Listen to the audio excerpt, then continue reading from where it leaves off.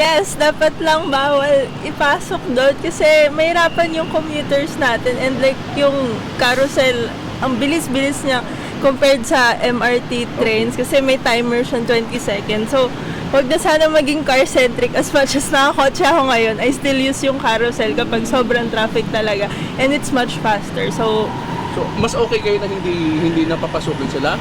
wag na ipasok yung carpool doon. Iwan na natin sa bus yun. Anything na makakabuti sa public. Kasi yun namang mga private cars, malaking tulong din naman kasi mas apektado yung mas nasa lower income, di ba? So mas gusto natin makatulong din naman sa mga mas medyo nakabababa ng So pabor kayo na papasukin sa... Oo, pabor kami.